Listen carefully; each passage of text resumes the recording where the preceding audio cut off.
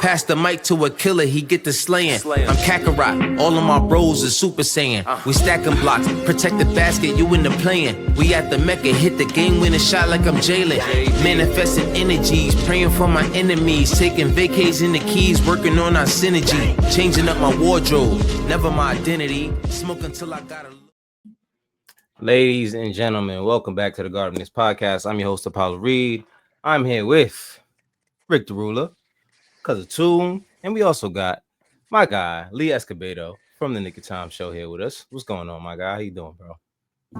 Great to be here, man. Very appreciate the invite. Much respect to all of y'all. Yeah, man. Yeah, man. I see you. He's outside for real. He's outside for real. I know a lot of y'all say y'all outside. Y'all don't really be outside. You know what I'm saying? Y'all be inside talking about, yo, I'm outside. Right. Okay. Well, Lee is here to prove you wrong. So, Toon, how you doing, man? Talk to me. How you been? Anything good? Hey, how you feeling? I'm good. You know, everything's everything. It's a blessing to be alive another day. Okay.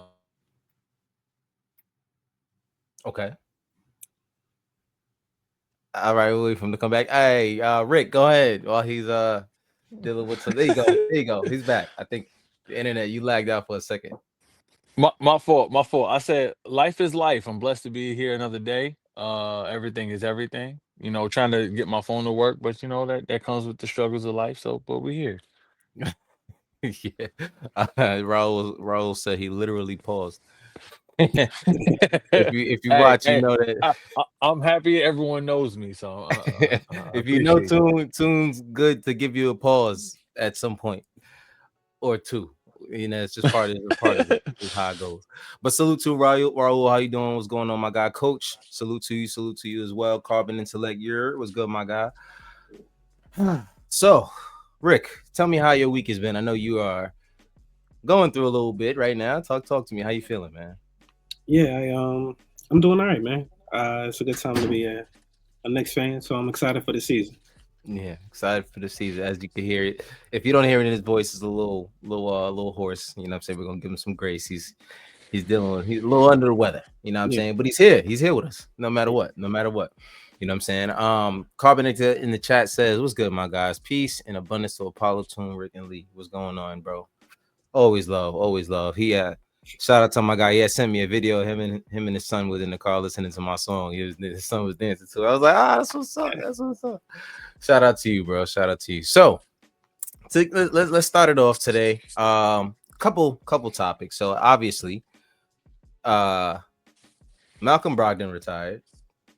I know we didn't get to talk about it, Rick. You weren't here for the show, but I think me and Joe and Toon did talk about it. Didn't we talk about Toon? Yeah. Briefly. Yeah, because I think Joe was talking about him not getting his 10 year. I think this was his 9th year. He just needed one more year. He would have got his what is it, the insurance of something you get after your 10 years? Yeah, life insurance. Yeah. So I mean, listen, clearly the guy's not worried about that. He's said he's clearly a lawyer at some yeah, he's good. He's not worried about that. So in that, it did free up a roster spot so that the Knicks could settle on 14 guys and not have to actually make a trade unless do they still have to make a trade? I think they still have to make a trade, right? No, they don't, right? Nah. With that one roster spot, they just got to make a cut, but they got to make a hard decision for whoever, Yeah. Okay. Yeah. So I mean, with the guys that we have, I noticed that there's a lot of talk of other guys throughout the league that are free agents. I was looking up some names earlier. Of course, one of the main names was Spencer Dinwiddie. That's a name that everybody was really talking about. There was some other names that I ran across. What was the guy? I just saw him. Malcolm Brogdon. Clearly not him. Boot Champ is still out there. Nobody is really going for Boot Champ at this point. I think what was the one guy? Just saw his name. It's not there. No, it's not there. Of course, I want to talk about it. Anyway, how do you guys feel? Is there somebody out there that you guys feel like we should go for, or should we just stand pat with where we are and stick with the team that we have. You know, we settled on Landry Shamet. That's somebody I wanted to make sure. You know, I wanted him to make the team because he's just somebody that's just he's a workhorse on both ends of the floor. So let's start off with you, Lee. How do you feel about that, man? What do you think we should do? It's tough, man. I do think we need a backup playmaker, but I'm okay with what we have. But I think Deuce McBride is going to have to fill that position. His playmaking is going to have to improve. We saw some better reads in preseason, but I like Spencer Dinwiddie. I'm based here in Dallas, and he's a gamer. I've seen him step up every playoff series, both stints with the Mavericks. He's someone who wants that last shot. He can play next to Brunson. He has experience playing with Brunson, and he has experience under Casey Smith when he was the athletic director for the Mavericks, and he's played with Mikal Bridges. So there is some continuity there. That's true. There was we were talking about that on the Knicks nightcap last night. We were talking about having Spencer Dinwiddie in there. You know, so a lot of people were having their separate opinions, especially a lot of Knicks fans on Twitter who were a little bit like, I remember this guy on Twitter talking trash about the Knicks. Like, I don't want nothing to do with him. Yeah. You know, so you know what I mean? I know there are some of those opinions there. But if guys are talented and they want to play for our team, and the team feels as though he can help us, well, I guess there's nothing that we can really do about that, you know. But Rick, talk to me. How do you feel? What do you think we should do? Should we stand pat on some of the guys that we have, or should we make a trade for another one of those backup ball handlers now that Brogdon isn't there? I don't. I was thinking of like backup point guards, and somebody who doesn't really have a home is Dennis Schroeder, and I thought that maybe he would be a good backup point guard. He knows the game. He's a defensive guard, and I thought he would be a nice addition to the team. But I don't know. I'm not really crazy confident with the point guard spot. I love Deuce McBride, but I don't know if he is, you know, the guy for that job. But that's just how I feel. A lot of guys feel that way about Deuce. When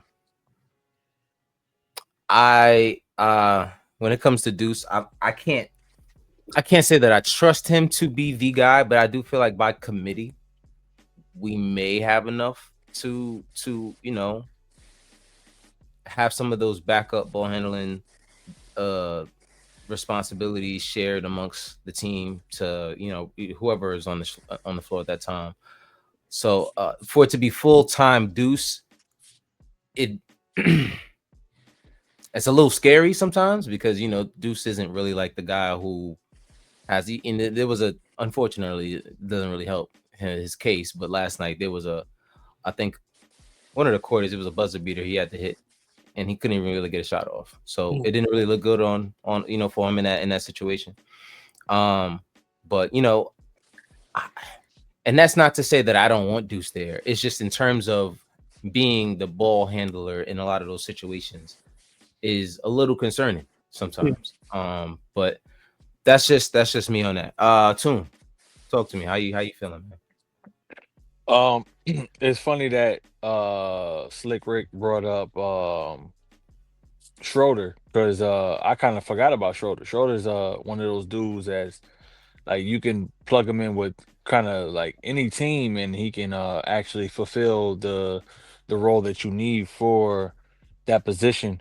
But with Deuce, I don't really see him as like the primary ball handler off the bench because he kind of is like that Family Dollar version of AI. Like AI really wasn't a point guard; he was more so a shooting guard, but he was just undersized. And that's what Deuce is. But Deuce is a really good defender at the 1 and 2 position. Um, so I don't really want him to be the point guard off the bench. Not to say that he can't do that, but it's just like I've seen your game thus far, and I don't want you to do that. I don't need you to handle that responsibilities. I know the type of person that you are, the type of player that you are. So I don't want to put that on your plate. Shamit can play that, but Schroeder is known for that. You know, Dinwiddie, you know, you talk bad about me. You know what I'm saying? It's like I'm good off that. You know, I don't need you to disrespect me, but now that you need me, now you want to play nice guy. Nah, I don't need that. But I'm not the one calling the shots. So if he comes here and he produces for us, cool. But if it was up to me, nah, I'm good. You can go over there. Like the bitter baby mom. You didn't like me, but now you like me, and you can go over there. We good off that. So regarding Dennis Schroeder, I looked it up. I think he actually is signed to the King. 1 year deal. The Kings. 1 year deal. Yeah, Okay, 1 year he deal. is on the Kings. Okay, He's on the okay. King. But So that's one guy. And there's not many guys out there. You know what I mean? Unfortunately. So it's slim pickings. You know what I mean? Raul said his name is Spencer. Come on, word, listen, the like you know guy what I'm can saying? the guy can ball. The guy can ball though, man. He can ball. He, I would mean, listen, man. I've always been a fan of his game. I just didn't like when he did say something about us, and then I was kind of like, okay, well, cool. Like I guess there wasn't, but Nick's now being a part somewhat of Nick's Twitter, you can kind of see why he might have said something because these guys don't play. They don't play. So I would be surprised if he wasn't a little defensive, knowing how it can get on Nick's Twitter. So I will say, when I think about free agents, I try to remove my personal grievances that I might have with them. When he did talk slick about the Knicks, and he did, that was like back in 2018. That was a whole different administration, whole different team, and it was like 7 years ago. So if he helps us win a championship, sign me up, man. Like he didn't slight me or my mom. He slighted a team that none of his guys are even here anymore, with the exception of Mitch. I think was there at that time. He's a gamer. He's a playoff riser, very similar yeah, to Andrew Shamby. He plays better in the postseason. He does in a regular season. He's 6'5", play both guard spots to facilitate, and he has that chemistry with Brents on that Western Conference Finals run with the Mavs in 2023. So, I mean, solid options. Better than what we got right now. He's better than Brogdon too. Yeah, better than Brogdon. I mean, I'm gonna be honest with you, man. Like the guy can ball. My only question with him is, would he want to play here? Because of what he said, I don't know if he feels that way about Dolan. If that was a Dolan thing, or if that was, because Dolan's still here. That's the only guy that would still be here. But I don't know what his quarrels were or who he had them with. Was it someone? it might have been a behind the door? roster. It could have been someone. Yeah, it could have been like, his agents tried to talk to somebody in the front office and they just, things didn't go well behind closed doors. It could have been something like that. It could have been Scott Perry. You know what I mean? It could have been, none of those guys are here anymore.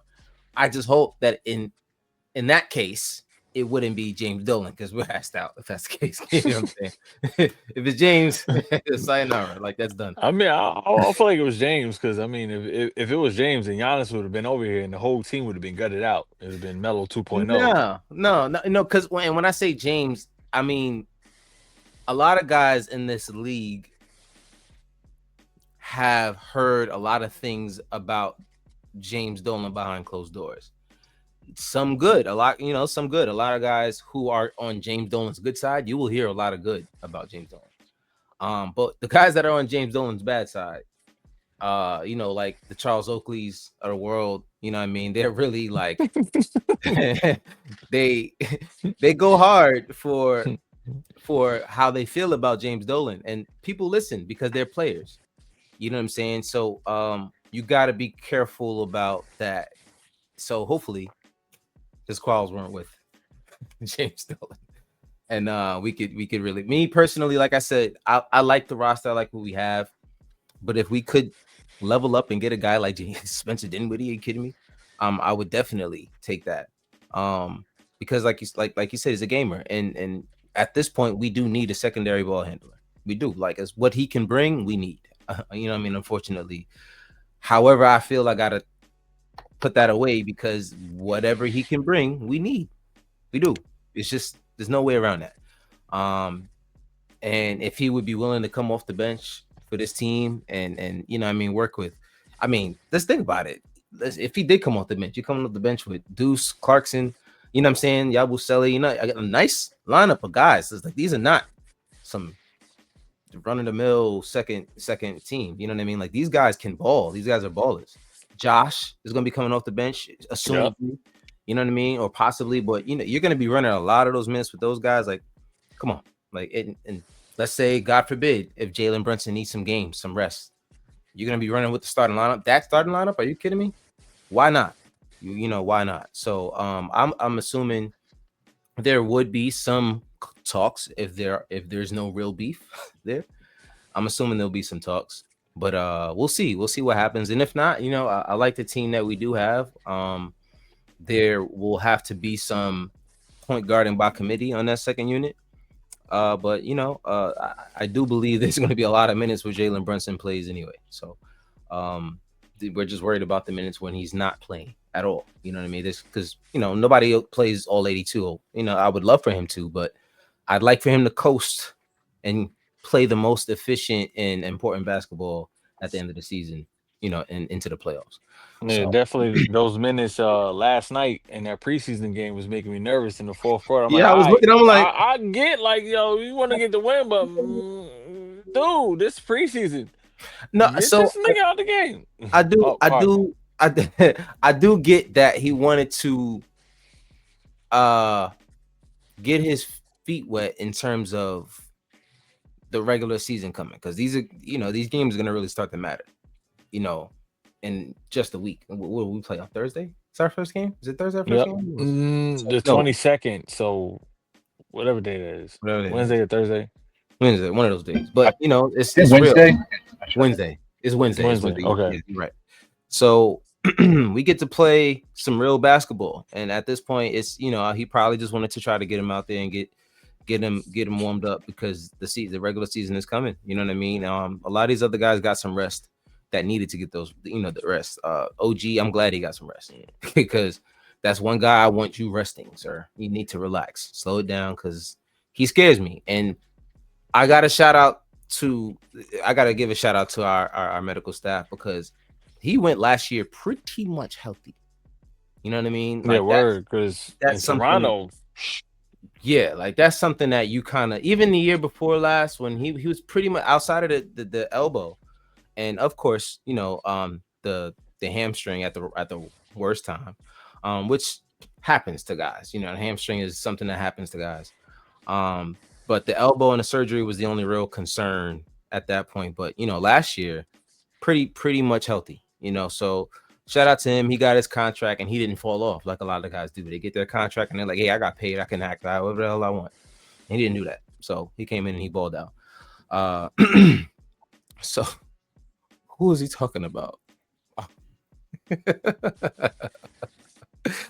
Raul said he's talking about Spencer Dinwiddie. He said last time he picked his hair, LeBron had a hairline.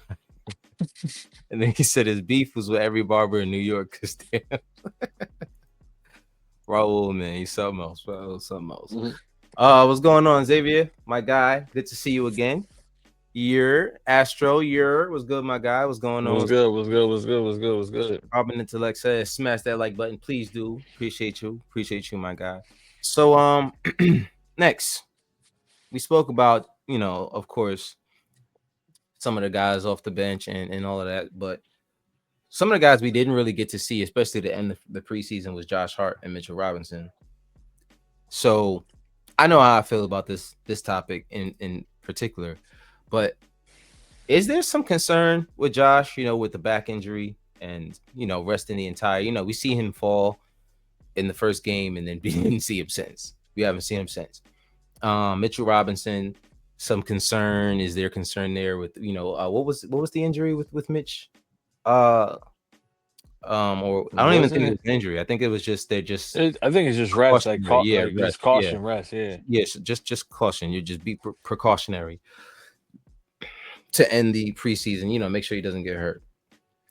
Is there any concern with those two guys, especially Mitch, being that he has had a history with injuries, and we're gonna need him to be pretty much healthy, for a majority of the season in order for us to be successful. He has to be there. We saw the impact and that he had on this team in the playoffs. If he's not here, it's gonna make it pretty difficult. Huck Porty's stepping into his own. I like Huck Porty, but if we're being honest, we're going to need Mitchell Robinson to make any kind of deep run in the playoffs. So how do you guys feel about that? And also Josh Hart, to start the season off like this. How do you guys feel about that? Let's start with you. We'll go back the other way, too. How you feel? The whole Josh Hart situation, we just need him to get as much rest as possible because we see he a dog. He lays it all on the line, and it's shown thus far. That's why he's out right now. So we need him to get as much health as possible. So I'm not really too concerned of him because I know when he comes back, he's gonna give it his all. We just got to make sure he's at least at 95% good to go. Mitch, I'm a little concerned, but I'm not too concerned because it's like you gotta give that man health because he's 7 feet. What is he? 7'1". He's 7 foot. He's already yeah. Seven. So he's already had injuries in the past. We already know like guys 7 feet plus have injuries because they're a lot more weight going on to their bones that are normal size for any other human. So we have to be cautionary with him. But I don't really see too much concern as long as they have a good rotation and a good bench player. Like I mean, Hawk has showed like he can come off the bench and do what he got to do. He's a low grade version of Mitch, so I'm not too concerned off that. It's just making sure that the rotation is going off right and making sure the key players getting their rest and coming in and plugging in when they need to be. I hear you. I hear you. I mean, like Xavier said, Mitch is just in bubble wrap right now. I hope that's what it is. You know what I'm saying? Because Lord Jesus, we need you, my boy. But go ahead, cuz. Let's talk to me, Rick. How do you feel about Josh and Mitch? Yeah, I'm not concerned. I feel like they're doing what is necessary. Josh Hart and Mitch. Josh Hart is proven, so they're like, we don't need to wear him out in this preseason, so let's just save him. And Mitch, he's pretty consistent as to what he has to offer, so there's no need for you to see him in the preseason. He's gonna do what he has to do. He played the previous game, and he was doing Mitch things, so he's good. So I don't think there's a concern. I think they're just saving him. That's true. I mean, that's the other end of the spectrum. The what would you say? The more logical point of view. Yeah, it's preseason. Yeah. Just there's no concern. More calm viewpoint. Not everybody in this fan base can think like that. So you got to pat yourself on the back for that right there. But Lee, talk to me. How you feeling, man? What do you feel like in terms of Josh Hart and Mitch? I'm not worried about either. I've liked that Mitch is set because it's let Trey Jameson really step in and show us he can be a Kevon Looney, Dwight Powell type, super solid fundamental big.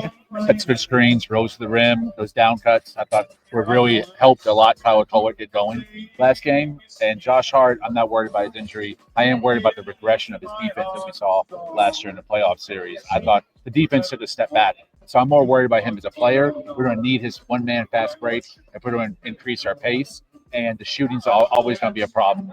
So I'm interested to see how Mike Brown tries to mitigate that, so the other team can just put their mid center on him or their mid four. I'm not so much worried about the health. It's more of a digression of Josh Hart on the defensive end and Mitchell Robinson allowing us to have an opportunity where Trey Jameson and Hot 40 might be a nice two-headed monster we can employ depending on what the matchup calls for that night. If we need a big body that can rebound and defend the rim, it's Jameson. If you need someone to score, a lob threat, a good rim runner, someone who can play the pick and roll with Brunson, Hot 40 might be your guy. So they're better options than Sims, and Sims is a really solid rim protector, also fundamentally sound, but both options to me have way higher upside. And even Diawara, who knows, maybe he can play some minutes. Oh yeah, Diawara. Because I'm a massive Diawara fan. I'm starting a cult, the Diawara cult, and I'm the first member, man. He's my favorite kid. Oh, I'm second member. I love it. I have never loved a rookie like I love Diawara. Is everything I love in a basketball player. He's got the IQ of Lamar Odom on offense. Loved how Mike Brown had him at the nail, the dribble handoffs, he could turn, give and go, flash the basket, had a nice push shot, had a nice floater. The whole gamut. He did hit three in the corner. Man, I mean, defensively, man, there's some scary propositions there. Jonathan Isaac style defense that he might be able to give us. I'm very impressed. So just tell him, from what you've said, I know if I ever see a Diawara Muse page, I know you're running it for sure. That it's without if it's Diawara or Deep Muse, Deep Tate, it's definitely me behind it for sure. For sure. Diawara showed us some stuff, man. I'm pretty I'm pretty glad that these guys locked him down. He got out in transition and had a nice little layup in transition. That's something that I didn't really know he had in his bag like that. He's very comfortable letting that thing fly. That's something that you're gonna need, especially some guys off the bench. You're gonna need some guys that are not scared, that are confident to put some of those shots up, because there's gonna be some time where he might need some minutes, depending on Josh Hart being out. How they're gonna use Pacome Dadier and a lot of these other guys, and there's gonna be some minutes for guys there, even though I think he's on a 2-way deal. There's gonna be some time for him to develop in the G League and then to come up and give us something if that position is open for him. But I'm a fan. I'm a fan of Diawara. Yeah, you know that who Diawara reminds me of? He remind me of a unpolished Josh Howard, to be honest with you. I don't know if you are familiar with Josh Howard's game, but Josh Howard, Josh Josh Howard. Josh Howard was nice. From Dallas. Yeah, from Dallas, exactly. Like, he helped that team win that championship. Like, he shows a lot of upside. Is like, he just has to, got to work out them kinks, and work on certain things of his game. But I really feel like Diawara, like, he can be that dude. He definitely the future. He just has to, actually get that attention put on him and work out them kinks, and he be all right. Yeah, Raul said headband Howard. That's definitely. I remember Josh Howard. He had that. He was a little thug. He was a little thug out there Mm-hmm. with him.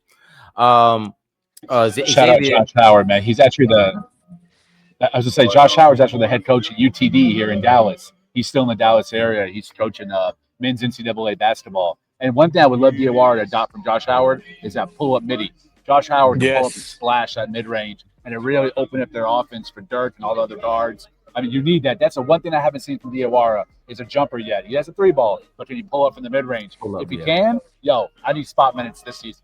Yeah. That's if you can get any of these guys, first of all, and that's why the ball is always in Brunson's hands. The ball's always in Mikal Bridges' hands. If you can get to that mid spot and hit you a pull up, the defense is there. A lot of these guys in the league, I'll put that comment back up. A lot of these guys in the league, they play. The league now is just 3-pointers and layups. Nobody really likes to go and take the mid range as much anymore. That's not really a shot that people look for. So when a lot of guys head fake and they start to drive, people just go straight to the basket because they assume that they're gonna, they don't go to the person. They just meet them at the rim because they know at this point nobody's really taking mid ranges. So having a mid range in your bag in this game, you're going to have at least 15 points per game because it's just you're gonna get so many shots that nobody's gonna guard. Because people are just not programmed to guard that shot as much as they used to anymore. So the game has changed a lot, and it allows a lot of guys to get away with not having a mid-range. But if you do have a mid-range in this game, you're somebody who can you're gonna have a job because you can get easy buckets all the time. And it's like I said, Mikal Bridges, you see right now, his coach is making sure he's getting to his spot and he's getting that shot up there, and he's getting every opportunity to get that shot up. And he's like, listen, that's where you're comfortable. We're going to want you taking those shots. And it's not always Jalen, and Jalen as well. Just get right to the mid-range, pull up.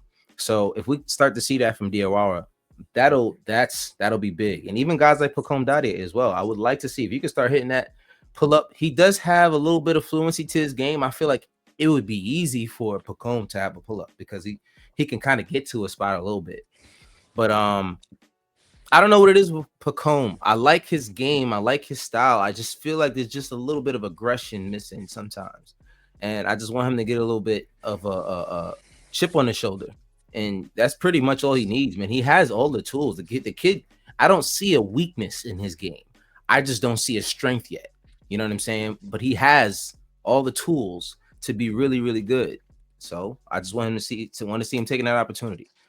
You know what I'm saying? Where's the comment at? Xavier said, I think we have all the horses in the stable to win the race. Our bench is way better now than it was last season, and I think the rotations will be good enough to not wear people out. And that's kind of what I was saying on last night's show. Shout out to the guys, Eru and Phil Porto over at the Knicks Nightcap show. Also on the Knicks Time show. Shout out to Jay Ellis and all the guys over there. So we were talking about that last night and having a better bench then because that's what I was trying to say. Coming into this season, last year we made the trade right before trade deadline, and of course, I mean not trade deadline, right before the training camp, and you have Cat coming into a team. You guys don't really have that chemistry to really build. But then you lose Julius, and you also lose Dante DiVincenzo, which I feel like was a piece that really, really brought this team together that the year prior to. So going into the year, what I was always concerned was, I'm like, we have really, really strong starting five. Boy, the drop off is steep. It's steep. We were talking about campaign getting major minutes, and the guy can't even really get a job right now. And that's not to, not to slight him at all. You know what I mean? But at the end of the day, that's who we're looking for to give us backup, like consistent backup minutes at the point guard position. So, it's to see where we are right now. You add a guy like Jordan Clarkson in, you add a guy like Yabusele in there.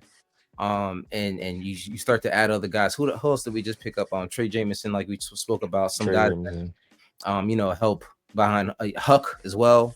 Garrison Matthews, but he hasn't been showing up in the last 2 games. No, Garrison's gone. Gone. It sucks. Alex Len is gone, and Matt Ryan's gone. So, but the bench that we have now, especially once Josh gets back, to me, is one of the strongest benches in the league. If you're starting Mitch, and then you have whatever I don't know how he's going to structure the guard lineup. That'll be up to him how he does it.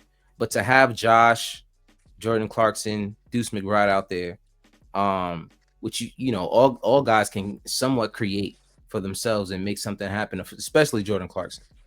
Josh can create for the team and get, hustle and get up and down the court. Just to be able to have those kind of guys and Yabusele off the bench, that's depending on certain teams in the league, you can beat some starting lineups with that second unit.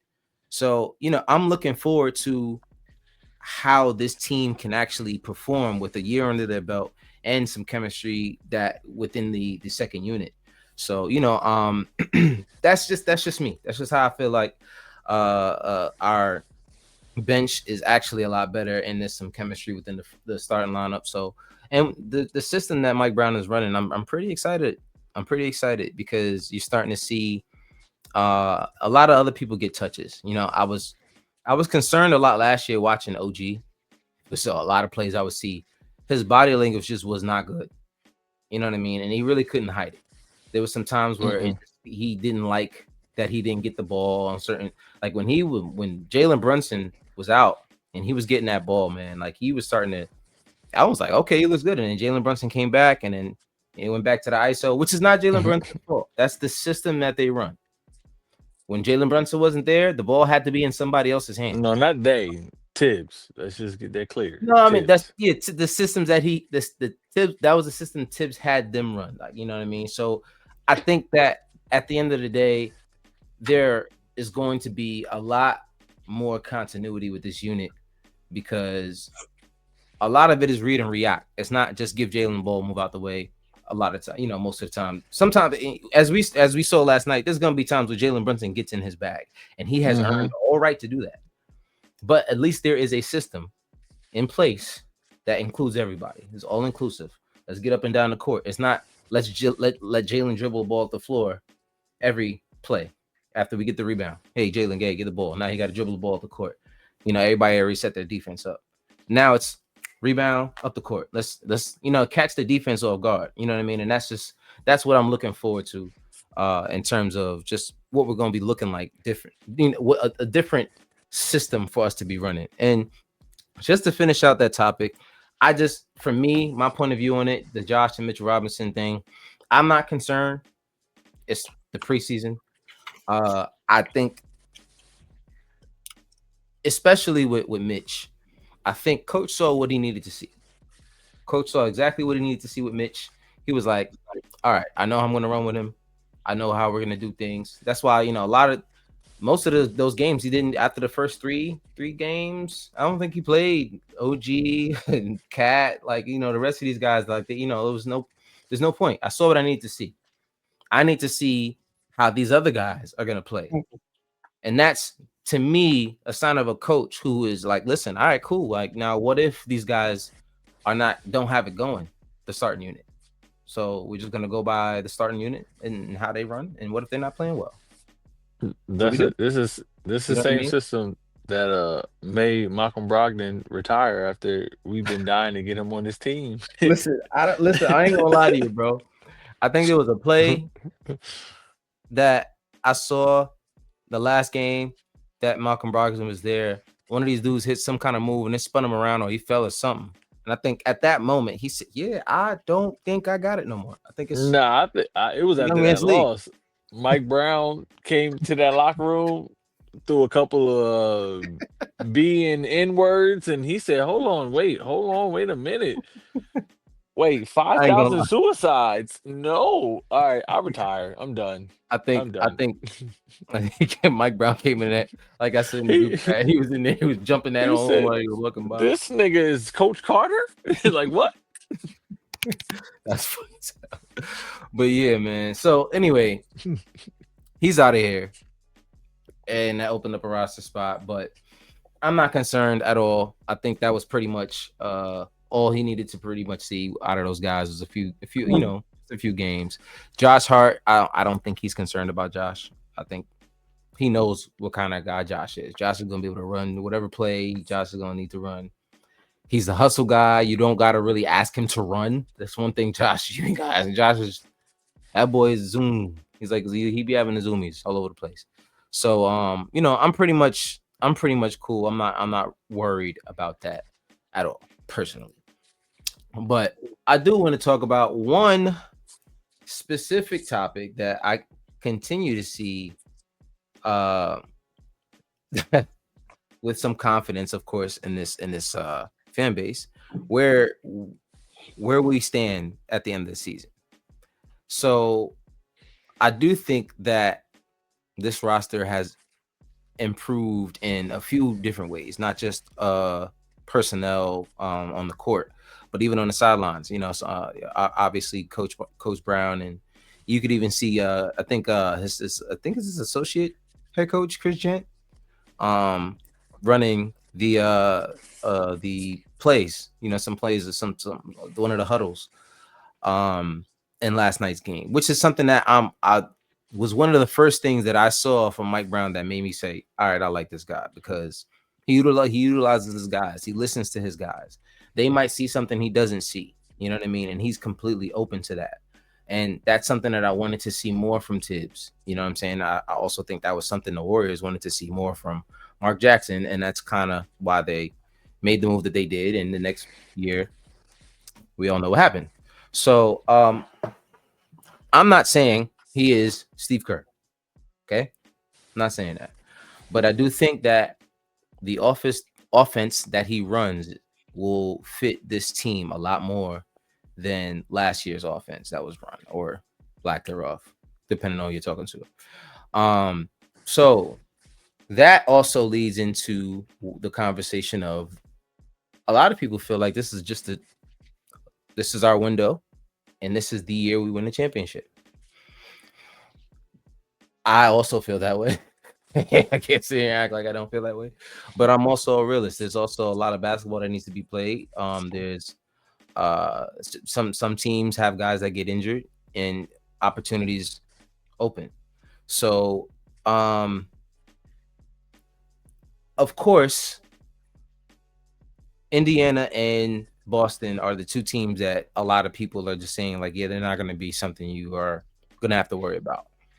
I can't say that, but I will say it's harder for me to believe that they have the personnel to ascend to in the Eastern Conference Finals. You know what I'm saying? I do still think that they will be a playoff team. Both of those guys. I don't think it's going to be a complete drop off. But I do think that there'll still be a playoff team. So, but other teams who are in the Eastern Conference, some teams did deal with injuries last year, like the Orlando Magic and some other guys that in the Eastern Conference that things just didn't work well for them. Now you look at the Atlanta Hawks, they add in Kristaps Porzingis. So they get Josh. Is it Josh Johnson? John Johnson? I forgot what his name. Johnson. Pretty sure. Are you talking about Jalen Johnson? Jalen Johnson, their power forward. Yes, Jalen Johnson. Really talented. He's back from injury. You add Kristaps Porzingis. That's a team that you're gonna have to worry about. So it's not this. We're just not going to step all over the Eastern Conference like people think. But I don't think that we're going to be worried about any of these guys at the end of the day. I just want us to finish the way I look at it. You know what? I'll say that for last. We're going to start with you, Rick. How are you feeling? What do you think we finish off the regular season? I mean, we better make it to the Eastern Conference Finals at least. Like anything less for me is a failed season because that's where we were, and this is the window. Like I'm with you. I believe like this is the window for us to win, and if we can't do it, I don't even know what the next step is. Like we have to finish on top this season. If it's the finals, it's still an improvement, but Eastern Conference Finals, the least.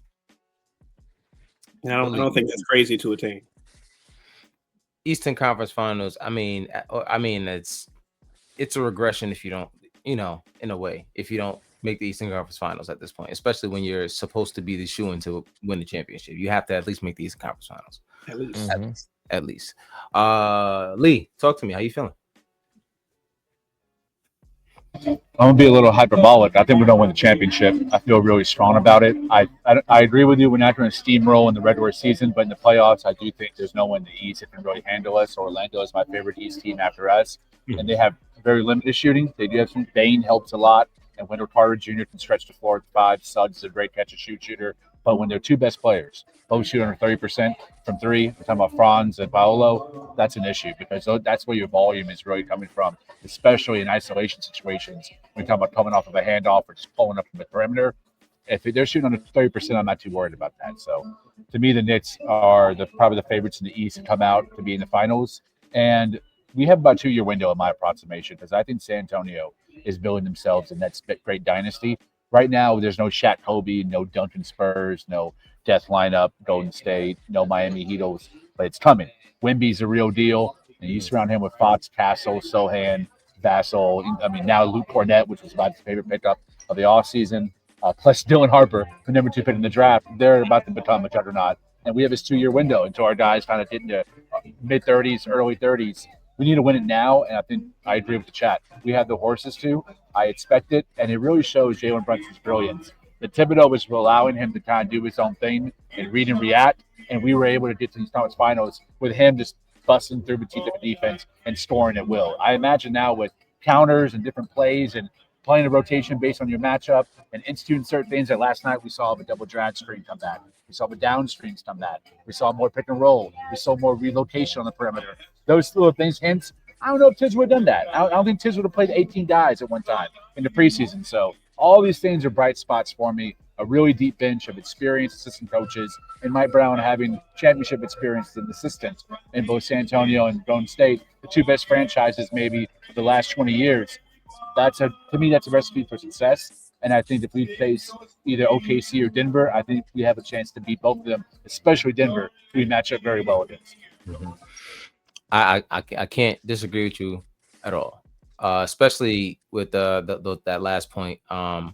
I think we match up really, really well with Denver. I would love to see that be our matchup. I'm not going to say that that's the easy matchup, but we just match up well. There's, the game. It's about a game. The game is about matchups, and at the end of the day, I think what I've seen the past couple years with this team, I don't think Jokic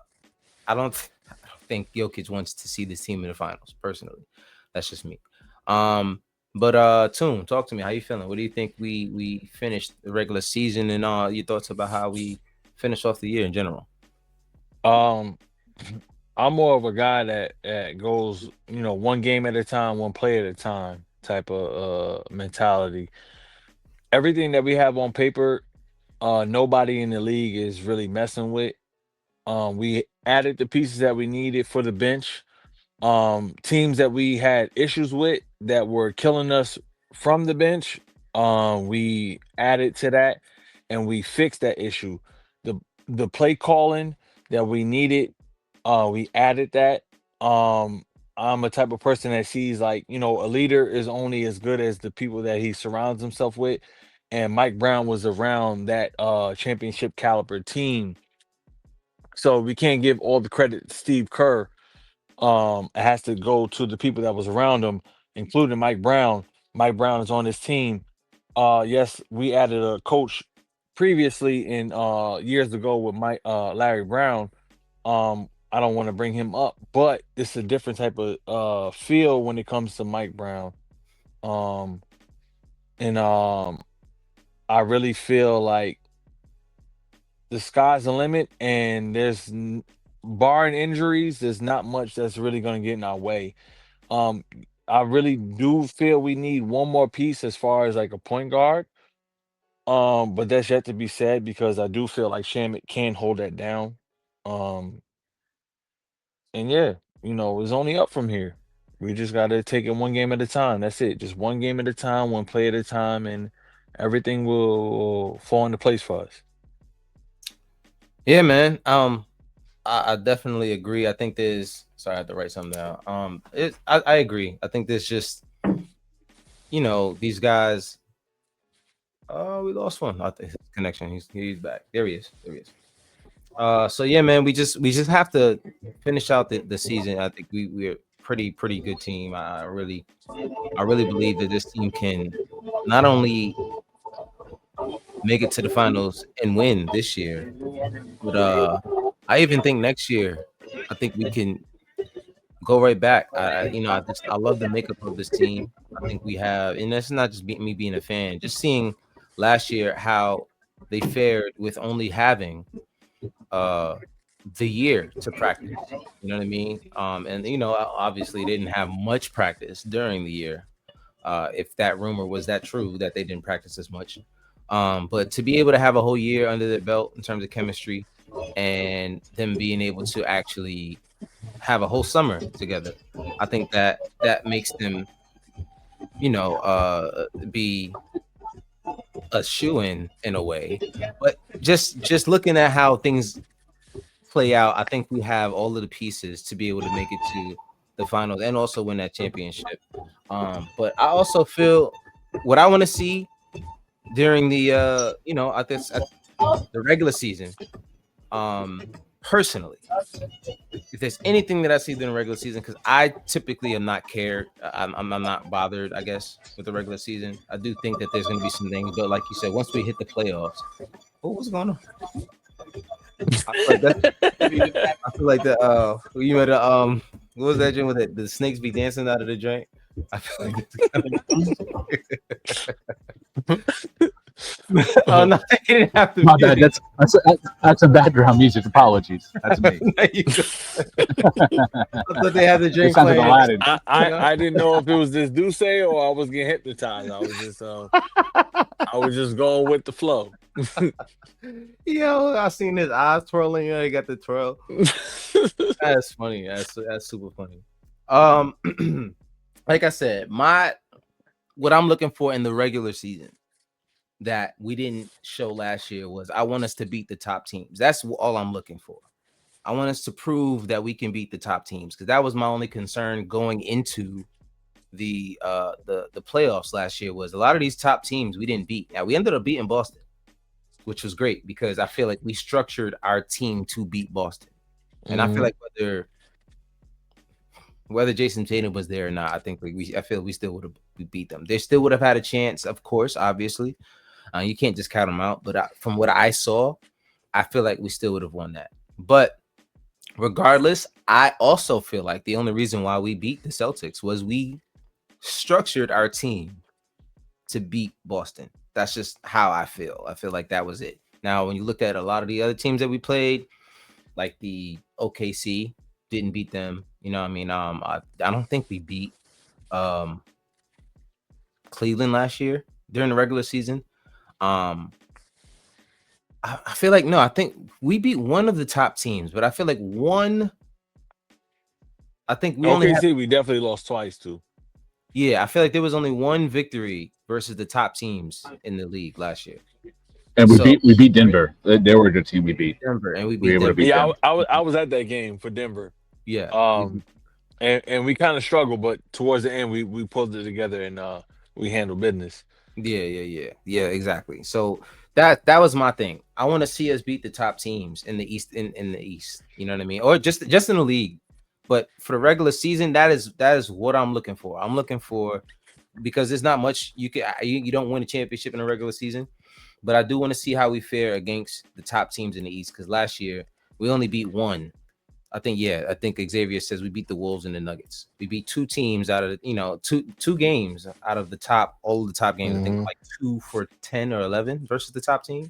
And I don't want to see that this year. So if there's anything that I do see in the regular season, I want to see them beat the top teams because that to me will show me how much they're ready to go into the playoffs and just dominate. Just dominate. If I'm not mistaken, we got outscored by the bench for those top teams by like 15 points or maybe even more.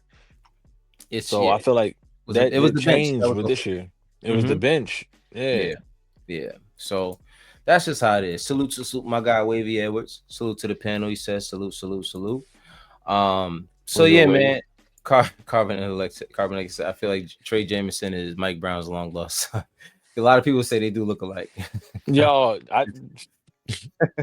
he got to work on his equilibrium because he be losing his balance a little bit. It's like, hold Who Trey?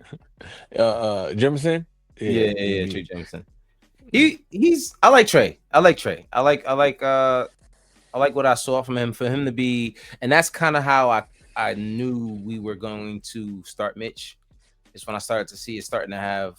I was like, if we're gonna bring in all of these bigs, I feel like that's because I don't think it's to just for insurance on Mitch. I truly feel like he's going to start Mitch. So you got to have a backup for the backup, which is clearly going to be Hugporty. Like I just feel like Hugporty has been so impressive.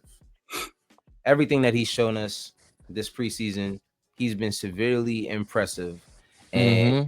showing that he is serious about it. I saw Monica McNutt talking about, I think she was on 7 p.m. in Brooklyn. I think it was Melo's podcast. And she was talking about how he was injured at the same time that Jalen Brunson was injured. And so they were in the gym a lot together. So he got to watch and see how Jalen Brunson worked and started to adapt that and the work ethic it is to get there. And speaking of that, that's also something that I saw yesterday is Mike Brown was talking about Jalen Brunson and how the similarities he saw and sees between the greats that he's coached in terms of Kobe Bryant and LeBron James. And he's even said a lot of the other guys that he's coached as well, whether he was the main coach or the assistant coach on that team. But he said that, he has his work ethic is right up there with those guys and sometimes even better.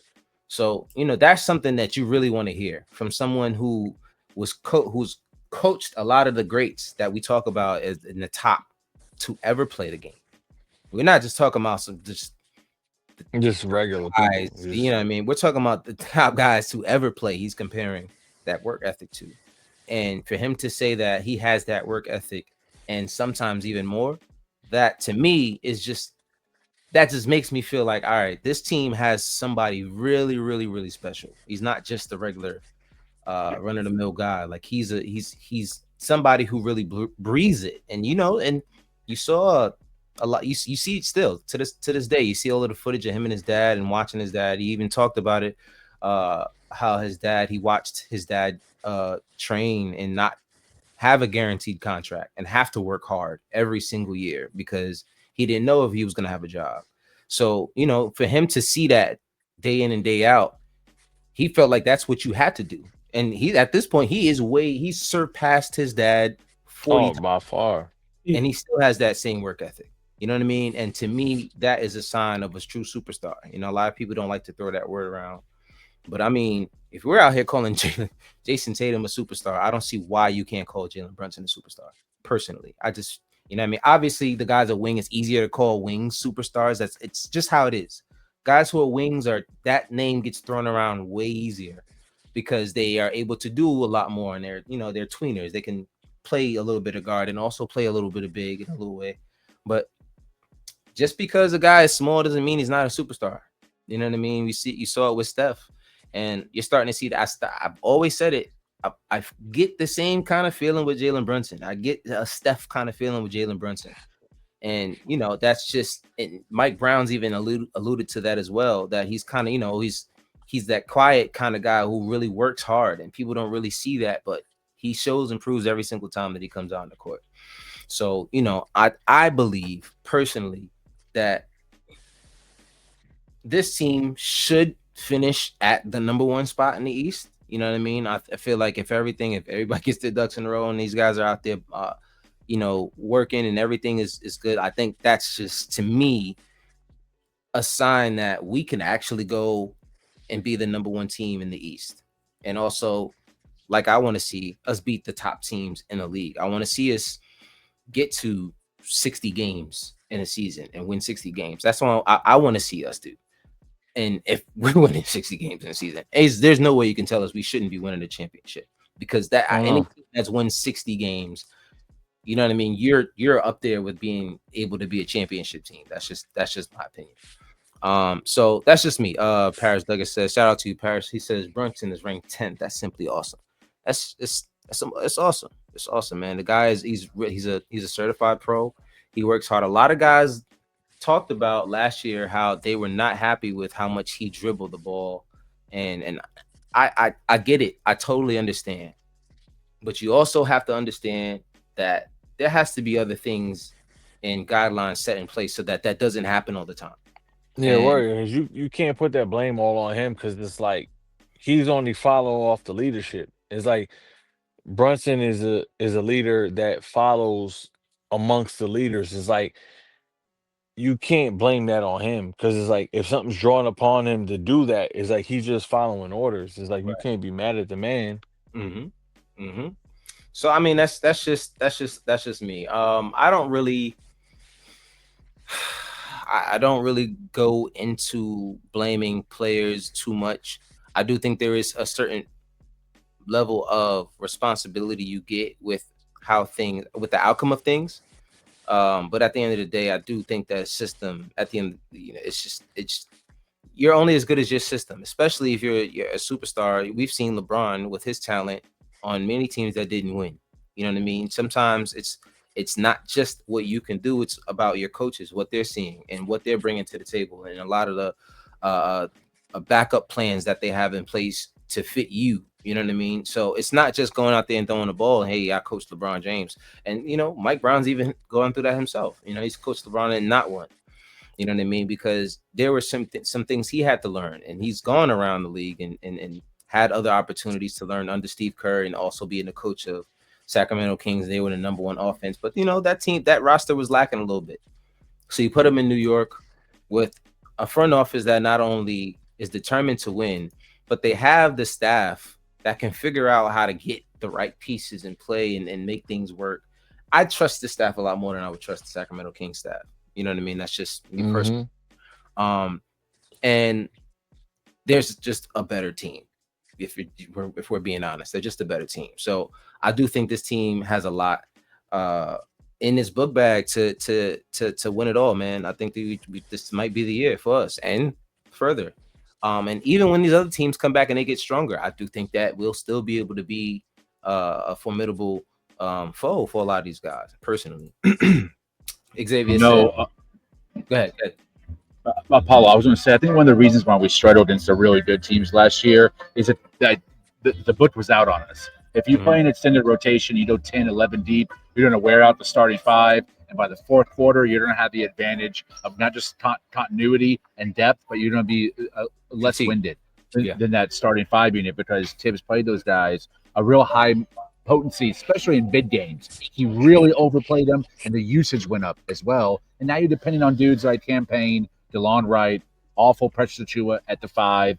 Those minutes were really rough on us last season. I think now with Clarkson and Yabusele, guys who not going to say Yabusele can get his own shot, but he can get hot from the perimeter, and he has an array of moves from the nail down where he has one or two moves that he can get a shot off if he's had single coverage or a mismatch. And then same thing with Clarkson. Clarkson's a 3-level score on a dollar store level, but it's still very effective if the percentages are there. So we have some options now, I think, off the bench. Josh Hart being on the bench, that one-man fast break is now there. You did secondary and tertiary player making with him. If he's at the elbow, you have another outlet and hub to run the offense through. So you can put Bridges with the bench unit or Cat with the bench unit. Now you got a formidable second run that's going out there playing against probably a worse rotation for whatever bench unit's coming out from Cleveland or Orlando or Memphis or Minnesota. I like our chances because I think the depth are guys that are very playoff tested and have a lot of veteran savvy, high IQ NBA players. That's what I've loved the most about preseason. The reads, even though the shots haven't fallen, the reads have increased game to game because everyone from Jalen Brunson down to Hot Porty has a very high IQ, and the guys they drafted and Trey Jameson and DOR are also very high. Guys have been playing since they were 16, 17 years old in professional league.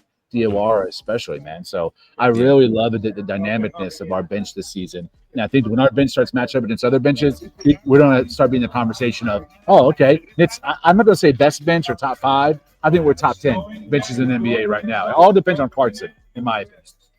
Yeah, and I feel the same way, man. I think our bench, that was a lot of, talk about in Paris. So, and that's kind of, that alludes to what I was going to say too.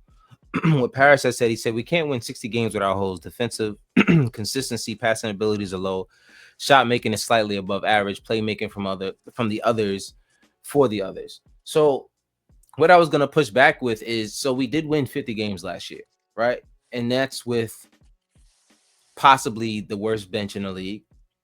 You know what I mean? And not only that, you talk about the fact that we didn't beat, I think, the top teams in the league last year. So if we change that, we fix our bench.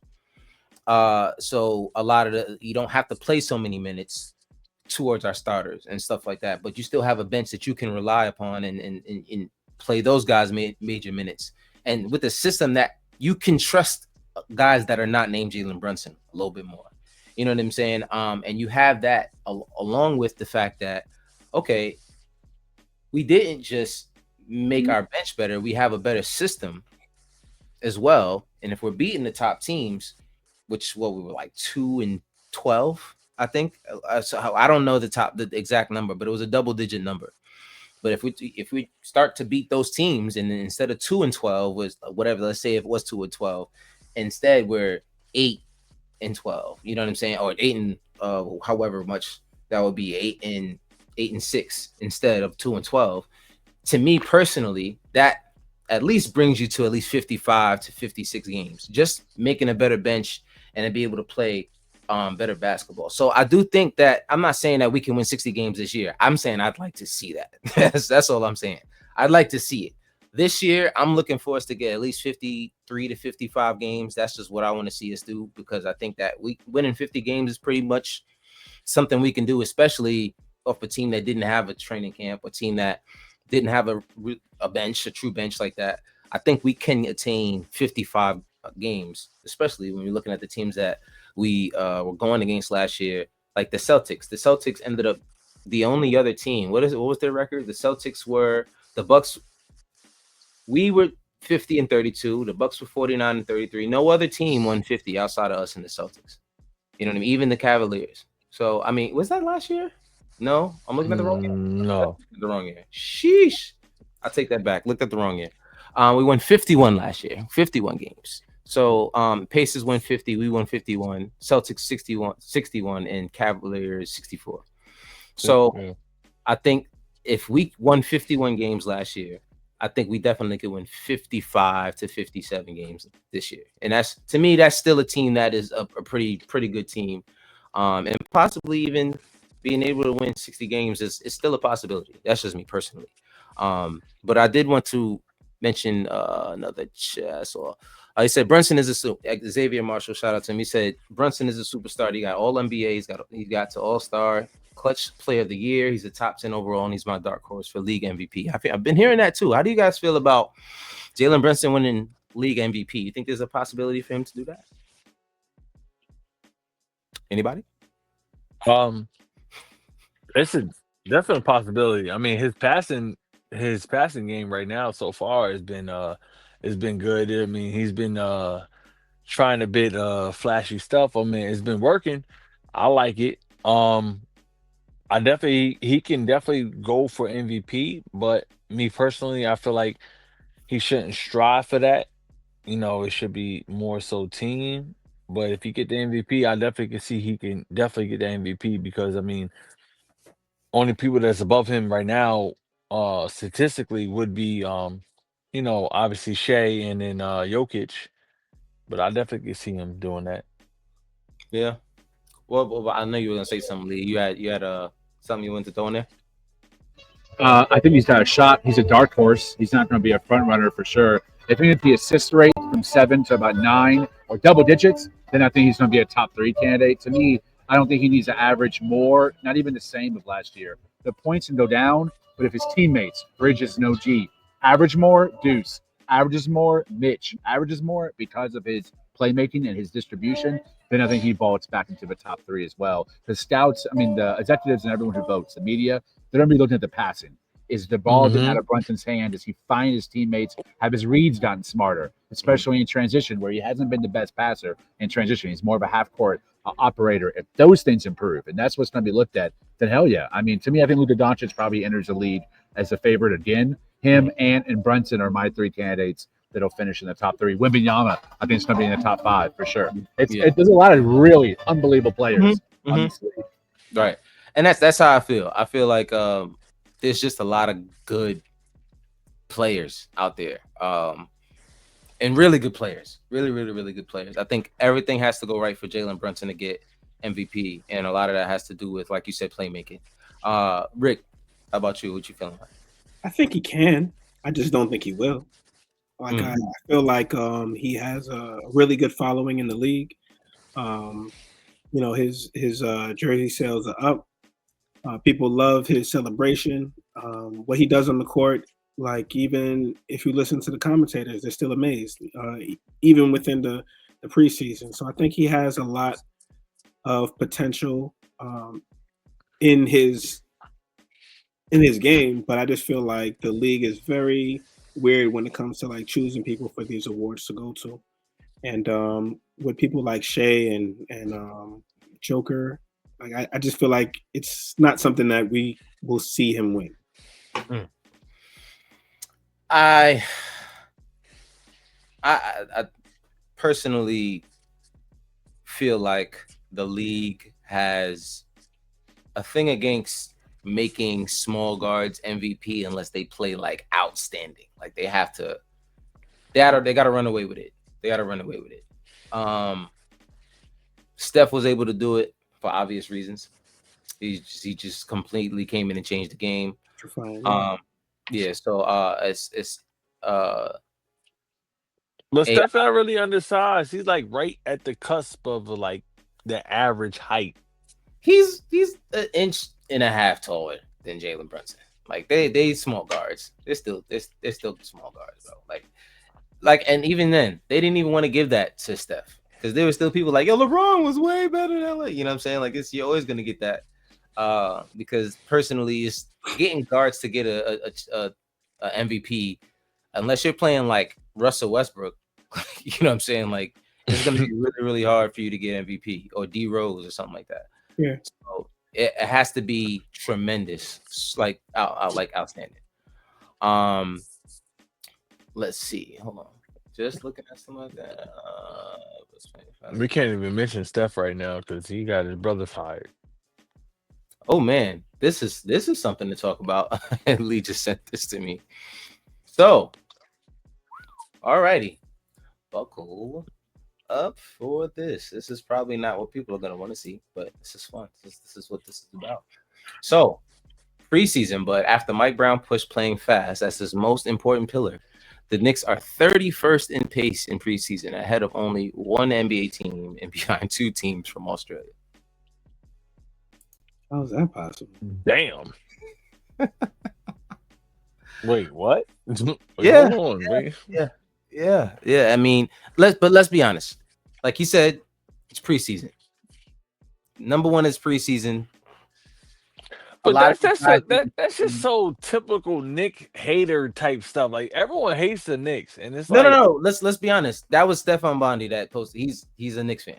He doesn't he reports on the Knicks. You know what I'm saying? Like he's not looking to. He's just saying that's why he started it off with preseason, but because there's a lot of nuance when you talk about preseason. Not these guys didn't play a lot. Your best guys didn't play a lot of high minutes. Not only did your best guys not play a lot of high minutes, a lot of them MK Ultra. A lot of them didn't play. A lot of them didn't even play. So you know what I mean? Like there's so much that can go into that. Josh Hart didn't play, and we know he's heavy on pace. You know what I'm saying?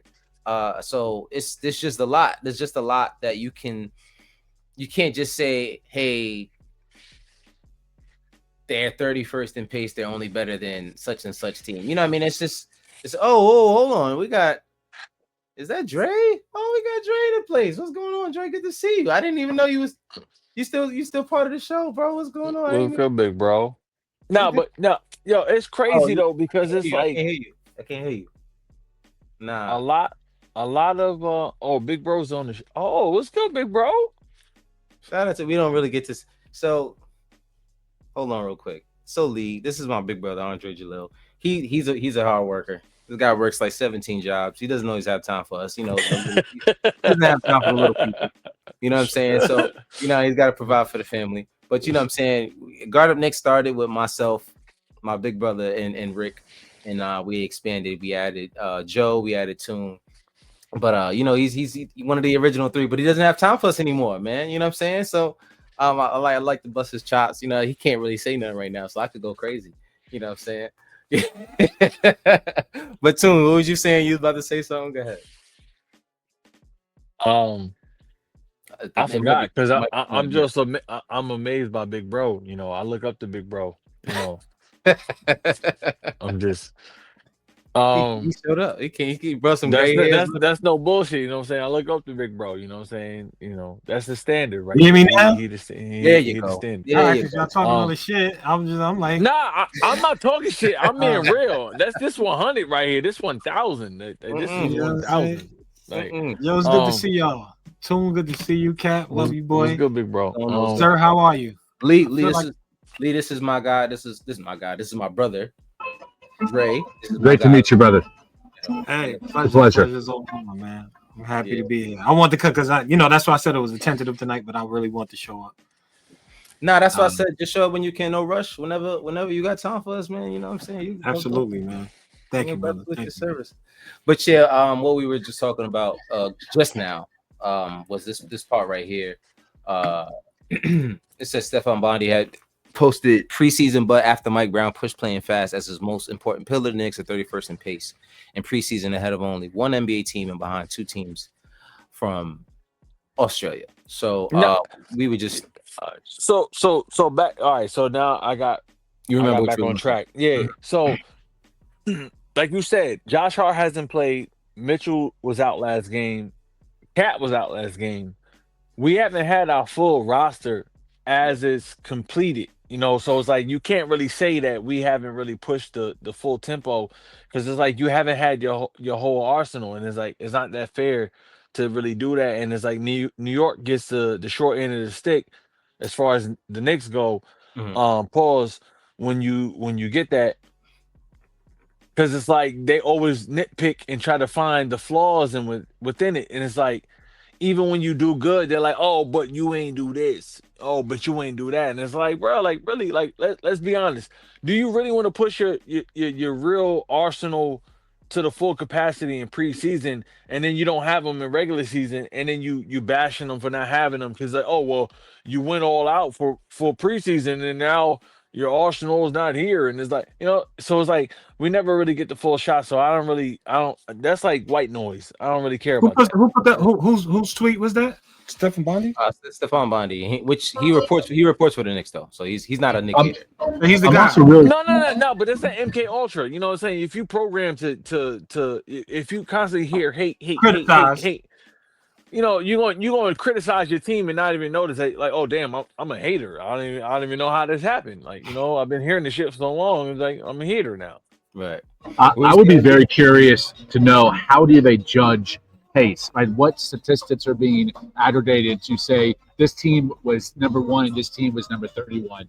Is it like completed possessions with a certain number of dribbles? Because the Knicks to me ran. They ran and ran and ran, but they didn't necessarily finish when it at the rim or in a transition possession. And sometimes that transition would slow down and turn into a half court set because Jalen Brunson's going to be Jalen Brunson. So to me, did we play faster? Absolutely. There was a concerted effort with the ball to the other side of the court as fast as possible. You saw a concerted effort from Kolick and Brogdon and Clarkson for advanced passing down the court as well. One crisp pass over the half court line. So is it because they didn't make the shot? Well, that's also not surprising because Clarkson shot like ass. Deuce had games where he shot like ass. Yabusele shot like ass. Like, I mean, let's be honest here. All the young rookie guys didn't complete it at the rim. Brogdon didn't complete at the rim. So I think a lot of those differentials impact what pace is, and that has to do with our entire bench being brand new, with the exception of Deuce, not having Mitch as a rim runner. So I would love to know how that's quantified, because the eye test says those boys were running. Like, that's a fact.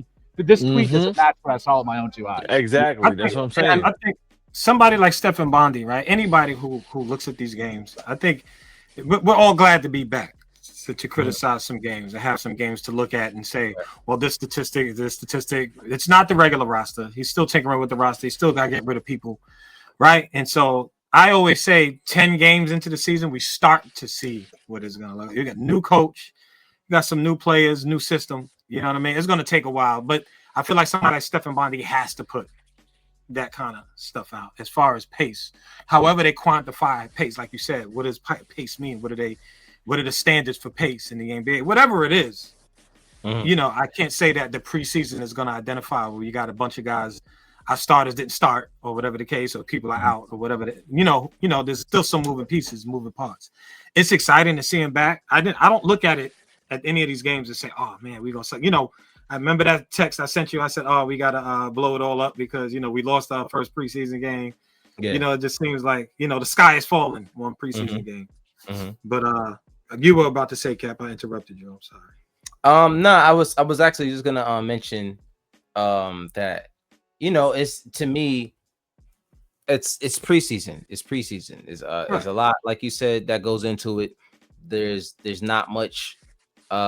He's tinkering with lineups. He's not playing the most conducive lineups together. Like, it's going to be a bunch of guys that you just want to see how they're running. Like I said earlier, he saw what he needs to see from the top guys. That's why a lot of them didn't play the last couple games.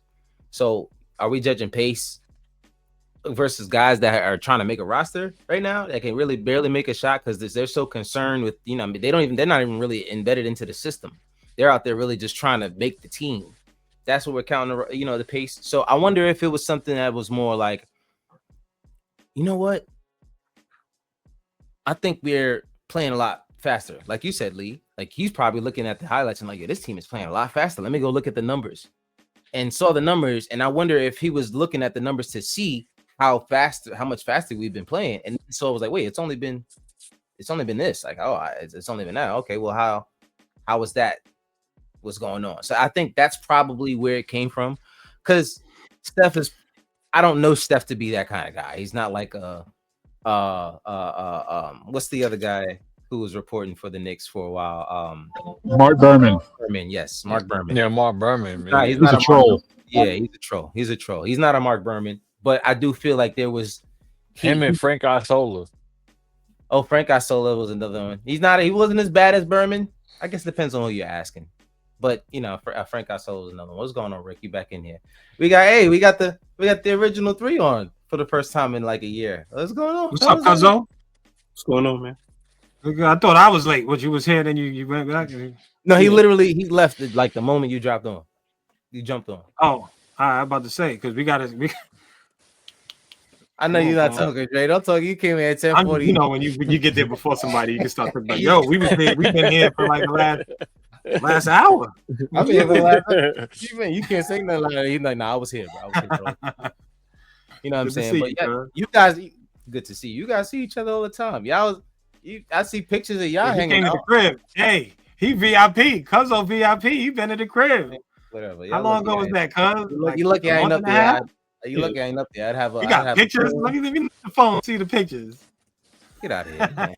Now y'all want to show up. Anyway, speaking of, Raul talking about Dre, the first person to work triple overtime in 2 days. Xavier said Dre came back to see his little people. Raul said Dre only appears on the show every 17 years, like that Jeepers Creepers. Yeah. Well, like after that, I got the second job, man. It's nearly impossible. Carbon Intellect said, "What's good, Dre? How the hell are you?" You know what I'm saying? Yeah, These that's my people bro miss, right there. they Carbon, miss that's you, my man. man right there. He said Dre hasn't aged in 34 years. Bro. Every time I tell people how old I am, I get this look. They be like, "How old?" Wait, I'm what? like, "Yeah, I've been an electrician for 22 years." They be like, "How long?" They start looking me up. They start looking for the years. You've been an electrician for 22 years. And they look you up and down for the years, like what you? Yeah, like they looking for it. They like. I don't see I'm it. like, I don't it's see in the it. belly. It's in the gut. The That's two why I wear sound big right, but the 20 after before that is like what? Yeah, like yeah. How old were you got in? I was 10. And they had me with child labor laws. I was 10 child labor laws. Child labor 10, laws. child labor laws didn't apply. Hey, You know what I'm wait, saying? wait, I'm from the hood. They ain't even know. You gonna waive off child labor laws? Like, yeah, child labor laws. You know. Anyway, so yeah, man. That's pretty much. We touched every topic. Dre pretty much came on at the end. But that was pretty much what I was, feeling is just it's preseason. There's no need to get wound up in the numbers, and the pace and all of that. And you know what I'm saying? So this, like Paris said, pace takes ball skills and basketball acumen to create angles. So yeah, I mean, it's a lot of nuance of basketball that and like I said, it's hard to do that when you're talking about a lot of guys who, number one, played and didn't make the team. Or guys who are going to play, guys who are going to make the team and not play much. You know what I'm saying? So I do think those numbers will start to change once you start to see guys like Jalen and Josh and Mikal play more often together. You know what I mean? And start to have that pace. So that's just me. And then, also like Raul said, analytics always mess the game up. It's preseason. You know what I'm saying? So anyway, he also said Dre talking like he never left, sounding like Stephen A. Smith. You know what I'm saying? I always try to get deep. I always come in and try to get deep real fast. Make it sound like I know what I'm talking about. Nah, man, that's you know what you're talking about. That's how we started. That's how we started, bro. I appreciate you. I appreciate you. You know what I mean? That's You love. asked the wife. I don't know a goddamn thing. You know what I mean? Oh, listen, that's you guys all. You know how that part goes. But that's I pretty much. I'm pop. I ain't got nothing else, man. Y'all got anything else that you want to? Any points that y'all want to touch on from preseason going into the regular season, or anything? How do y'all think we start? How about this? How do you think we start off this season versus the Cleveland Cavaliers? I think we win. I'm worried. I'm excited about Mikal Bridges. Of all the players this season, Bridges is the one that I've been the most impressed with in preseason of the Red Door rotation that's coming over from last year. I think he's going to be on ball more on offense, and I think he'll be running through less screens on defense and less ball hawking on defense, which is a good thing because that wore him out last year. I think Deuce and Bride sees a lot more of that role, and by committee as well. I want Bridges playing with the second unit, bringing the ball up and initiating the offense. So I think the first 10 games, I think we're probably 8-2, 7-3, definitely over 500 between the first 20 games. I think it's only going to get better from there. Continuity is going to help. More time with this team is going to help. And then when you have your system and your set plays, guys become comfortable with each other. They know their spots. Then you're going to see that arsenal of 4 or 5 sets that are ran every game that become our bread and butter, like we did with that iHeart pick and roll with that push shot. Those type of actions I think you'll see us dominate with. They're coming. So as long as we got Jalen Brunson, man, we got a shot to win this chip. I'm super pumped about this season and super pumped about this team, knowing their role and being more happy with their role in terms of the rotation. That's a fact, man. I can't. I concur. Yeah, I concur. Man. I concur too. The Bridges part, part, Bridges part mostly, man, because that's what I wanted to see since last year. I want to see Bridges a little bit more on ball. Get Brunson off ball a little bit. Give Bridges a little bit more responsibility to create, and you're starting to see it already. Even in preseason, there's plays where you're seeing Bridges bring up the ball and Brunson is just running up the court on the side because you just want to spread that out, kind of like what you said, Lee. You don't want to be predictable. A lot of those teams came into the games playing us last year, and what we did was predictable. They knew what we were gonna do. Everybody knew what we were gonna do. They knew the minutes were these guys are gonna play. They're gonna play heavy minutes, and it's gonna be a lot of ISO. So it's really easy to guard that unless guys get hot. You know what I mean? You got to depend on guys getting hot every single game if you're going to play like that. So I think they're just being able to put Bridges in position to, you know what I mean, create an attack. And like I said earlier, get to that mid range, which he does really, really well. I think that's something that we're going to see a little bit more. So anybody else? Dre, Rick, Toon? I know you actually, Toon, you about to say something before I started talking? Nah, let Big Bro talk because Big Bro ain't really had that much time, and then Rick can go right after.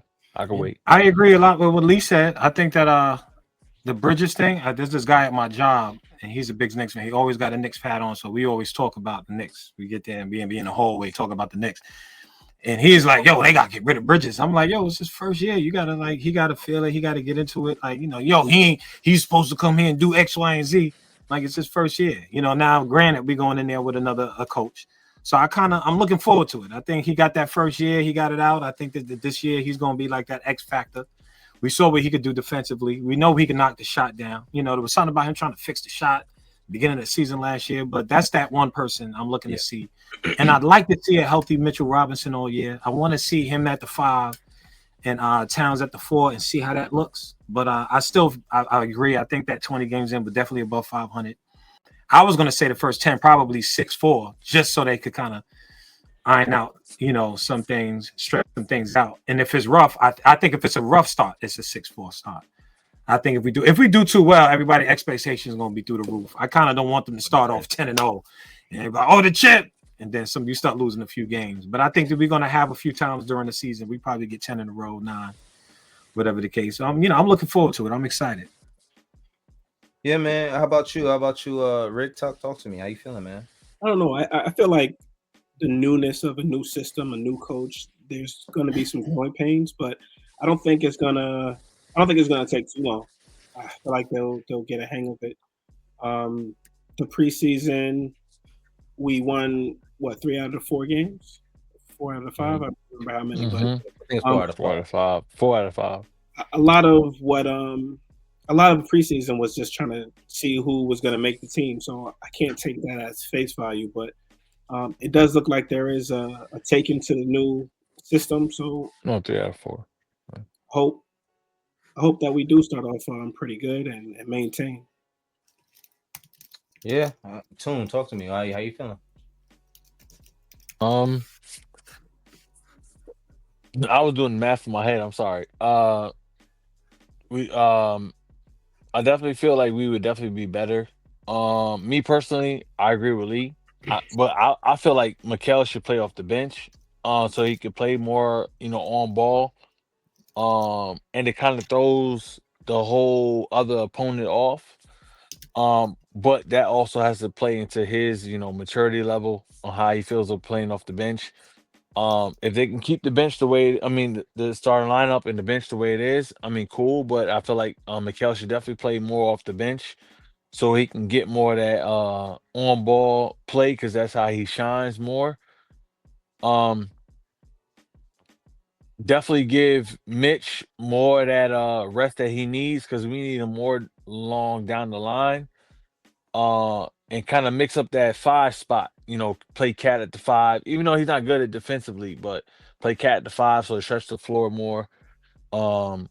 Bring Mitch back in, twist it up to throw the opponent off, something that we didn't have last year. But I definitely feel like if things don't go well, and Cap, you could definitely vouch for me. Like I was the one who wanted OG on this team, and when we finally got him, I was like, okay, they see the vision that we need. But I feel like if things don't go well, I really definitely feel like OG would definitely be the one to go in that Giannis trade if Giannis does get brought back up later on, because I feel like there was a reason why he was brought up, but I don't want to bring him up because I want to focus on what we have right now versus what we don't have. I don't want to get blinded by the glitz and the glamour of Giannis. I want to focus on what we have so we can build off of what we have and win the championship, because the sky's the limit. We have what we need right here, right now. It's just how it's used because you can use the best lineup. Bringing it to video games, you can use the best lineup on 2K, but if you don't use them right, you can get beat by a regular roster that has like regular Joe Schmoes on the bench. If you don't know how Yeah. to use them, it is what it is. Yeah. You don't get beat.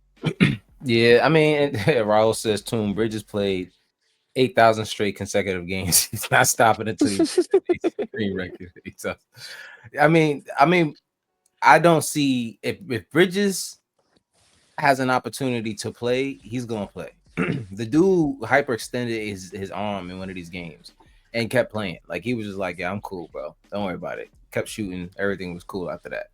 And it was just like, this is clearly the reason why they call him Iron Man. You know what I'm saying? Also, last year I was always saying the reason why he doesn't get hurt is because he doesn't drive to the basket. You know what I'm saying? And he's starting to do that a little bit more. But that's what I do want to see him get to is if he can get to that mid range and get to the basket whenever he can. I'm a real big fan of Mikal Bridges. A lot of people were on his head last year because No, not me. he was struggling, and that's gonna happen. Like I said, a lot of these guys came here did not have a full summer to really train with these guys. I mean, and work out with these guys and get some chemistry. So it's gonna take a little bit for any guy to get acclimated to a team. But you talking about a second year, and it looks like out of everybody, it looks like Mikal and Mike Brown have taken a liking to each other the most out of everybody. It seems like every time I look, I see them talking. They're having a conversation about something to understand, and even during the game, you start to see it. He is really, really taking a liking to him, and it almost makes me feel like, yo, how much did this guy not like Tibbs? Because I never really saw. Oh, I mean, if he was on my page, I ain't like Tibbs neither. So I was like, no, but I mean, Mikal is a guy he's a nice guy. So for him to not like somebody is big to me. You know what I'm saying? Like he's got to really not like you. You know what I mean? For him, in everything that he's pretty much said, and he didn't hate Tibbs. I just think that they just didn't see eye to eye on some things last year. You know what I mean? No, seriously, I don't think he hated him. I just thought that they didn't see eye to eye on some things because he's not a malicious kind of person. You know what I mean? That's just not Mikal.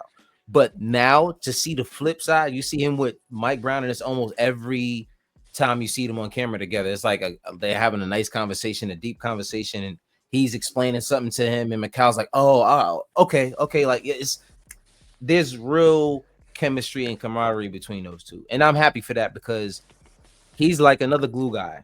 He's the kind of guy that if the team morale isn't well, he doesn't play well. He's that kind of guy. He's not a guy that's just he needs the battery in his own back. If the team doesn't feel right, he doesn't play well. Like he's a real team guy. He's really just one of those kind of guys. So right now, based on how he's playing, tells me that there's good vibes in that locker room and there's a lot of understanding going on. And I think this team is going to be really, really good, man. I did see a question in there. Somebody said, how do you guys feel about the play-in tournament, I believe? Is that Xavier you said? no, I ain't worried about the play-in tournament. That's just like a participation trophy. I ain't worried about that. Yeah, I'm not. He said, is the in-season. Oh, no. Oh, not the play-in. What's your take on the in-season tournament? I don't know if you touched on that on the other show. The in-season tournament. I'm still trying to figure out the value that it adds. The purpose. Right. The purpose. Like, what is the purpose? I know. Not even that. I feel like the purpose is like to make like the bottom teams that know, like, all right, we ain't nothing. We ain't gonna tank, and we gonna try to play for something and give the fans like, oh well, we won this, that type of thing. I don't really feel like it's anything. It's like a participation trophy. Like, you don't go hard and win this, but the ultimate goal, you ain't gonna really win nothing. It's like I do feel like it's some kind of recognition for teams that usually aren't in the final say-so of things. You know what I'm saying? It's really to make the season matter. Because a lot of people kept saying, "Oh, the regular season doesn't matter. It's all about the playoffs." So they don't really care. So they have this in-season tournament to make it matter. I can see that because to me it wouldn't. Like, why does it matter? You know what I'm saying? Like I feel like they the ratings are so low that they're like, yeah, we got to integrate something in here that makes people want to watch it during the season. Exactly. To be honest, I want it all. I want to win that. I want to win the championship. I want it all. Yeah, don't get me wrong. I would love to win the play-in tournament. I would like. No, first of all, don't give Knicks fans any kind of championship. Just imagine you win an internal championship and then you win the actual championship. Oh, forget about it. It'll be crazy. People getting slapped. Their moms getting disrespected. It's just a whole bunch of just unnecessary stuff. Climbing on top of the bus while it's driving. Like, it's going to be a lot of ridiculous activity going on in New York if we win a play-in tournament and then mess around and win a regular championship. I mean, not a play-in, an in-season tournament. I think it's cool, but like I said, I try to see the value in it, and I just think it's just a money grab. Personally, it's if you took it away, we wouldn't miss it. That's how I feel about it. You know what I'm saying? But yeah, man, that's pretty much all I got. You guys got anything else you want to hit? No. Cool. All right, well, Lee, go ahead and do the people a favor and tell them where they can find you, man. If you, I think he's frozen. Look like his eyes are closed. There he is. I'm good. You good? There you go. Yeah. So just tell the people where they can find you, man, and where where you're at, and the shows that you're on and all, and what you got going on. Some articles that you also wrote as well. Lee, you there? Appreciate that, bro. Yeah, man, you can find me on at the Time Show every post game. I'm just about every post game breaking down X's and O's, talking about what we liked, what we didn't like. Me, Ebony, Phil, Fritz, Ryan, JLSB. We got an expanded team this season to rotate voices in and out. And then you can also check out my writing. I'm currently doing kind of breaking news and writing every day on the happenings of the NBA for Yardbarker. Then I'm doing more long form essays on the intersection of culture, race, politics, and the NBA for the Guardian. And then also writing every week covering when the WNBA season starts back up, team and players for their Bleacher Report on the NBA and WNBA. So I try to stay busy. The NBA is at exciting time right now. I don't think the talent has ever been higher than it is right now. The fundamentals aren't the highest it's ever been, but the talent is the highest it's ever been. And it's an exciting time to be chronicling it. Just got a new article on Cooper Flag. I'll drop in the chat for the Guardian on my expectations. I like that. Great article. I like that. I appreciate that. Yeah, I want to talk about how he fits into the great white hype narrative that we've been seeing since Jack Johnson, and then how throughout history there's always been these propped up white players to try to compete for the title of the greatest, and how Cooper Flag is kind of a part of that, but also not a part of that, and how he's trying to fill Luka Doncic's very giant shoes here. I'm here in Dallas, and the city is still upset and pissed off about that trade, but Cooper has a chance to help them forget. So we'll see what happens this season. Big season, man. Shout out to Phil Porto. Salute to you. Speaking of Phil, like I was gonna say, shout out PJ. Yep. Shout out to the Nick of Time show. Lee Escobedo, all the people over there. That's where Phil and I, PJ, and Eru, we are on the Knicks Nightcap show every Thursday and some Wednesdays. To just talk Knicks, man. And we were just on there last night. Talked whiskey as well. So just come on over there. Shout out to my Nick of Time show family. Appreciate you guys for having us on there. But yeah, man, that's pretty much all we got. Thank you guys for tuning into the Guard Knicks podcast. I'm your host, Apollo Reed. Got Rick the Ruler. We got big bro Andre Jalil. Salute to you coming out and having some time for us today. Tune, and of course Lee, man. Thank y'all for tuning in and coming in here to talk Knicks, and appreciate y'all, man. Until next time, y'all have a good one. And let's start the season strong. Let's start the season off strong, get some dubs, and let's do what we do. Let's go. Yeah, man, for sure. All right. Peace. Pass the mic to a killer, he get the slaying. I'm Kakarot, all of my bros is Super Saiyan. We stacking blocks, protect the basket, you in the playing. We at the Mecca, hit the game winning shot like I'm Jalen. Manifesting energies, praying for my enemies. Taking vacays in the keys, working on our synergy. Changing up my wardrobe, never my identity. Smoke until I gotta